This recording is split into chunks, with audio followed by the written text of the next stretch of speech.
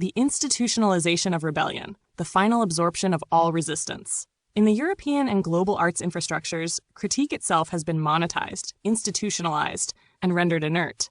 Every rebellion becomes a prestige economy in miniature.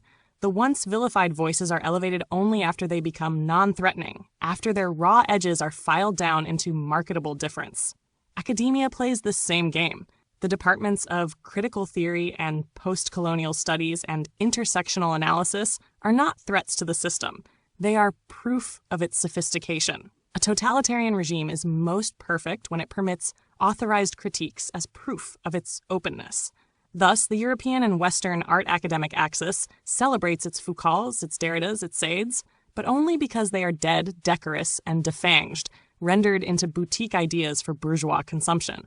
The truly unassimilable voices, the exiles, the erased, the inconvenient martyrs, remain buried. They are not forgotten because they were wrong. They are forgotten because they were too right for the spectacle to endure them. Technological captures from avant-garde to algorithmic curation. Where once the avant-garde claimed to strike at the heart of mass culture, today all so-called avant-gardes are immediately reprocessed through algorithmic infrastructures. There is no underground anymore.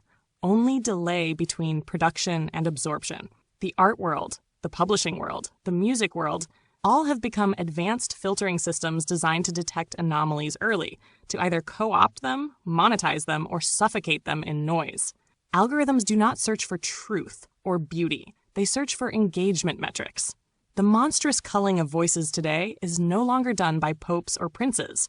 It is done by machine learning feedback loops, engineered by venture capitalists in casual wear. Thus, even alternative spaces online are reactionary, churning superficial novelty at an ever-accelerating pace, rewarding only that which confirms existing patterns of consumption and social dominance.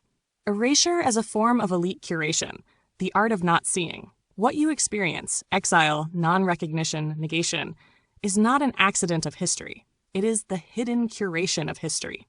A system defines itself not only by what it celebrates, but also by what it refuses to perceive. The refusal to see the unwanted voice, the inconvenient outsider, is as much a gesture of cultural production as the crowning of the official genius. There is a dark economy of absence, an invisible architecture of forgetting. And the more your existence resists their metrics, the more your erasure becomes necessary to maintain the fiction of meritocracy, progress, fairness. The real Nazi arts. Sterile, market-driven, coded in moral camouflage. If fascism in its traditional form has been overtly defeated, then it has re-emerged in soft-coded forms within the institutions of culture themselves.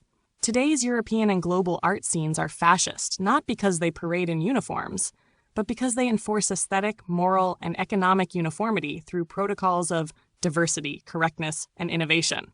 A gallery today resembles an ideologically pure zone, carefully curated to ensure no threat to capital, no disturbance of official narratives, no true discomfort, only the ritualized performance of discomfort.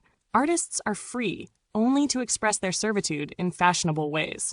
This is not liberation. This is an upgraded version of aesthetic totalitarianism. Brightly lit, ironic, socially networked, ESG compliant. It is, in its own sinister recursion, the Nazification of rebellion itself.